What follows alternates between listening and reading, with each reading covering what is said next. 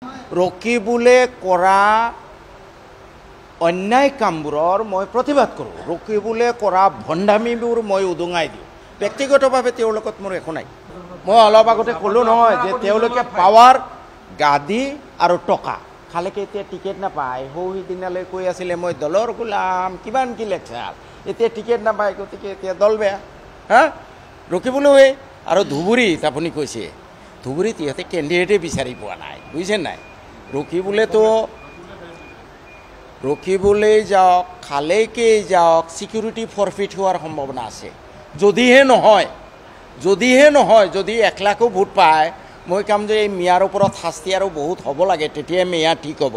যি ৰকিবুলে নৰসিংবাৰী, বাঁশবাৰী, BTADৰ হত্যালীলা চলোতে এটা শব্দ নক'লে, ছিদ্দিক আহমেদ গৈ প্ৰতিবাদ কৰোঁতে যি ৰকিবুলে মুখ্যমন্ত্ৰীৰ তাত গৈ ধৰ্ণা দিছিলে যে ছিদ্দিক আহমেদক আঁতৰাব লাগে, যি ৰকিবুলে ৱাকফ সম্পত্তি উদ্ধাৰ কৰা বাদ দিয়ক, 2টা ৱাকফ সম্পত্তি দখল কৰি থৈছে, সেই ৰকিবুল যদি ধুবুৰী মানুহে 1 লাখমান ভোট দিয়ে, মই ভাবিম যে এই মিয়া জাতি আৰু 10 বছৰমান চাফাৰ কৰিব লাগিব, তেতিয়াহে মিয়া জাতিৰ জ্ঞানোদয় হ'ব, বিবেকৰ উদ্ৰেক হ'ব।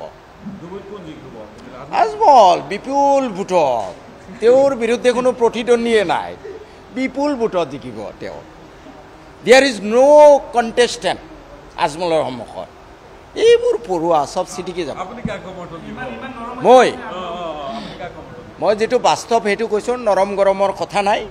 মই এতিয়া কোনো কংগ্ৰেছে নিলম্বন কৰি ৰাখিছে, I M A free bird নাও, পুৰি থাকিম আৰু কথা হ'ল। ৰকিবুল খালেকৰ কোনো যুদ্ধ নহয়, যুদ্ধ হ'ল গাদীৰ, যুদ্ধ হ'ল আসনৰ ভাগ বতৰোৱা।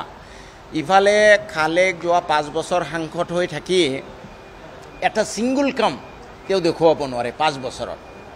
বদৰুদ্দিন আজমল চাহাবেতো অন্তত মই জনাত 2টা কাম কৰিছে, এটা হ'ল ধুবুৰী ফুলবাৰী ব্ৰিজ, এটা হ'ল ৰূপসী বিমানবন্দৰ, তেওঁৰ অৱদান। সেইকাৰণে খালেক চাহাবক টিকেট দিব খোজা নাই, কাৰণ ৰাইজৰ মাজত তেওঁৰ কোনো স্থিতি নাই।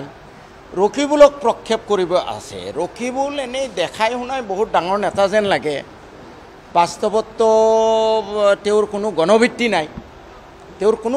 নাই।